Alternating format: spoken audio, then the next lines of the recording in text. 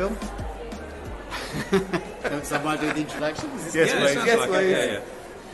Hey folks, I'm sitting here on Darling Harbour in Sydney, Australia. It's Doesn't matter what the time date. Sunny. The date. It's a beautiful sunny day, Sydney, and I'm joined by Professor Brett Mitchell and birthday boy Professor Martin Keenan. Thank you so much. And I must say, we're into day one of the ACIPC Conference in Sydney, and possibly the most discussed topic today has been Martin's birthday, but I know he wants to move on from that. I really but, do. Good to see you, Martin, and welcome to Sydney. Thank you very much. Always a pleasure to be here, especially amongst friends, Yes. wherever they are. Clearly not present company. And it's good to have a bit of background noise with the people chatting away at the social function. And That's a real life situation. Yeah, great turnout, great program, nice event. Now, one thing I wanted to bring up, Brett did interesting sessions today where he asked the audience to pick their priorities for the next, was it year or so? Yeah, next year. Okay. Yeah. And you gave them how many, was it? I gave them 10 responses. 10 responses, okay. And the usual suspects picked up quite highly, but the two most prevalent healthcare-associated infections, which is healthcare-associated pneumonia, which we talked about, and CAUTI, which we talked about, featured on nobody's priority list. There's like 1 and 2%. Yeah. So I asked you the question, why do you think that is? And you gave the answer of... I gave the answer. So there were 10 responses, Yeah. and I don't think anyone chose UTI as their priority to try and reduce. And I think you're right. Pneumonia was like 1%. Yeah. And I think I've heard, I couldn't see it when I was on the screen, but I think there was about 200 odd responses. Yeah. So the response I gave was that I think that surveillance for these infections is too hard, and therefore people aren't capable in the context of resource limitation, not capable in the context of capability, Yeah. but in terms of capacity, is probably a better word, capacity to undertake surveillance for these things, that they are, it's just not, this can't be done. And so if you're not going to do surveillance on these things, then interventions are difficult to justify because you can't evaluate them. So I think that's kind of the response. The thing is, though, we know the we know the interventions, and we know people aren't doing them.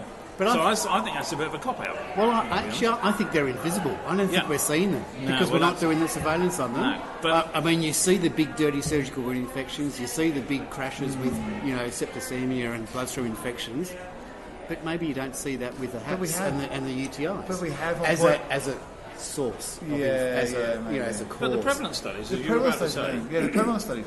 Yeah. But in the UK and Europe, for It's only years, you the same- guys. every single It's one. only you guys who are interested in prevalence studies. But they help, though, don't they? They give you an indication of what's going on. So every prevalence study says that HAP is the biggest one, followed by CAUTI. Yeah. And I love that meme you put up of somebody opening the door, seeing flames, and shutting the door again immediately, because then you can ignore it. So I think the fact that we can't do surveillance easily, do we need to do the surveillance easily? Because actually we know what the interventions are, which is for HAP, get people moving and clean their teeth. And for CAUTI, you've done, or somebody did a very nice randomised controlled trial on something you could use for CAUTI prevention, and yet we're not doing anything about it. Yeah. And so can we not use some proxy, like antibiotics used for HAP, or number of antibiotics used for CAUTI, There must be as a proxy that should give you some idea? Because Heather did a very nice talk afterwards, talking about how we use evidence when creating a guideline, and she says actually we've got to move away from just using RCTs to good enough. Yeah. Look, I made that point in the talk too. I think for me, just on that point about RCTs, we should always aim for an RCT. And the question is, why can't we do an RCT? It should be the first question we always ask, right?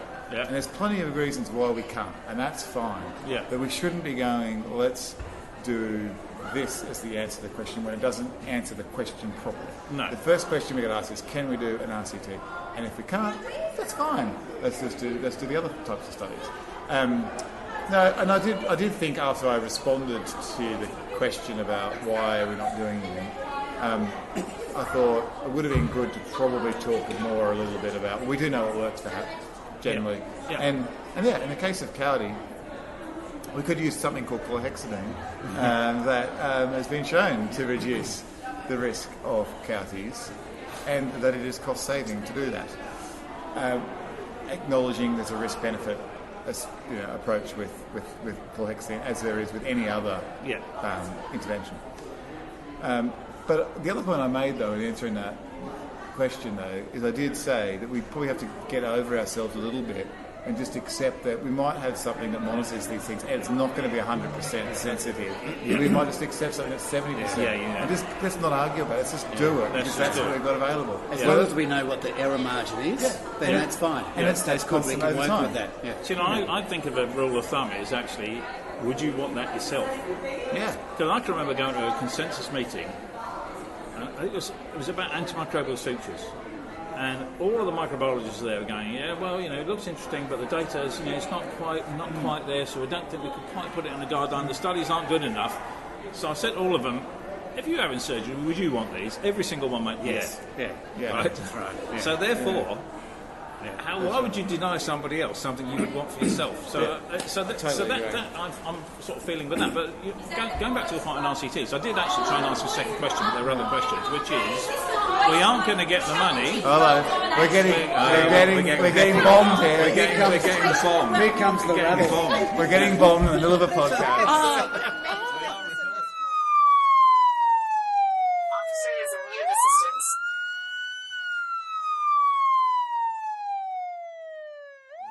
Anyway, before we were so rudely interrupted, I was going to ask another question in that session, which is, okay, we need the RCTs. We get that to really answer the question. We can't get the money. You got very close to getting a really good study on HAP funded, and it failed. So how do we get the money to do the RCTs? Well, that's the question that you have. Because no one wants to fund IPC research. I mean, you managed to get. You managed. Well, you. I think we've got an example in point here. Brett's just sometimes has got funding. I think we've got 3 or 4 OCTs that you do. Yeah. But I think there's also different ways to look at it. I was talking to someone earlier in the conference, and we've got existing processes like the ANZICS database. It's about Australian New Zealand Intensive Care Society. I hope I haven't offended anyone getting the acronym wrong. But they've got a database. It collects all this wonderful information about RCU and ICU outcomes, right? And it's been going for some time. If we had in that collection 1 or 2 IPC-related questions, we could actually probably answer a whole bunch of other things. Maybe not an RCT way, but in good quasi-experimental related stuff. Just wanted to let you know that the building, we're to be closing up in about 5 to 10 minutes. Okay. No worries. Thank you. So I think we can get better. Another outtake. No, leave. Last drinks. I need to stress that it's like 6:15 in the afternoon, not 11 o'clock at night. It's not chucking out time in the bar. Right. Not checking out the bar. But I think we can get better at collaborating and using existing processes to answer some questions. It doesn't have to always be RCT. That's a really good point. So how do we find out what studies are ongoing? So you might be able to say, actually, can we drop this question in? Because you're already collecting the data. And so I think we've got to get better at talking to different groups, different organisations. To do these things, and when there's a therapeutic trial going on testing A antibiotic against B antibiotic, there could be an infection control question we could throw in there as well. So I think that's the opportunity that we could have. We're thinking more broadly about grants, where actually it can be more of a collaborative. My answer a question through another grant. Yeah, the system's not really set up for it, though, is it? It's too competitive. It's all. Us against them to get the grant money. I'm not going to tell them what I'm up to. It needs a really big picture rethink. I think restructure. But going back to some time ago, you were talking about what would you want as a patient. If someone said to me, "Would you want chlorhexidine if you're getting an inserted catheter on you?" I'd say yes, please. And we asked some nurses in a piece of research about would you go to the room if you knew the last person had an MRO and no one wants to. No, I wouldn't. It says something, doesn't it? I think we do need to look at how we interpret some of these things, and we're not always going to have RCTs to answer the question. Phil, did you have any comment on Brett's session? I mean, his comment on experts seems to have drawn a bit of discussion amongst people. Which surprises me a little bit. I mean, it's just a word, and I think you made reference to the fact Brett, that we're a little bit. It's been overused the past couple of years, and we all make a little bit of humour about everybody's an expert in infection control these days. Yeah. I don't know what an expert really means, I guess, but I have skills in areas and I have experience in areas. And, I was once told by an eminent professor that an expert was someone who had slides and was prepared to travel. Well, that would make you a that definitely. Okay. But these days it's like I have a USB stick. Yeah. No, I think my point that I was trying to, and I'm glad it has come up because I think it's a discussion we have to have.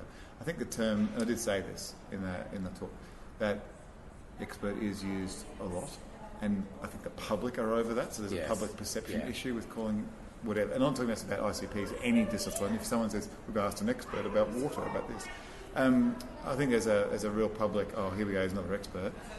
But if you look at other disciplines and make up a discipline like a water expert, doesn't mean you can comment on anything from the rain to sewerage to what you drink, right? Or the guttering that might involve rain or water. So I don't think it's too dissimilar in any discipline where we use a broad term of expert. It comes with challenges because you can't be across everything. Most people, there will be some exceptions to that. Can't be everything. So I think, there are lots of people in our discipline who would be absolute specialists in areas, and some of them might be specialists in multiple areas of IPC. But when we just use a broad term, I think it's problematic. Yeah. Apart from, although I go back to when I was a kid, we were still finding leftover devices from the war, and the news would always come on the news, and unexploded devices being found. They've sent bomb disposal experts, and you think, who the hell else are they going to send? Bomb disposal amateurs? People who've watched a YouTube video and have a go. Yeah, that's right. That's really not going to work. Okay. Now I think we're going to get kicked out of this conference area We because are. they're shutting up shop for the day. They are. So we've got security coming towards us. Yep. I think we might need to hop. We're going to wind up. Yeah. Okay. Well, we'll catch you all again on another episode. Good to see you. Yeah. Great. Take it on, boys.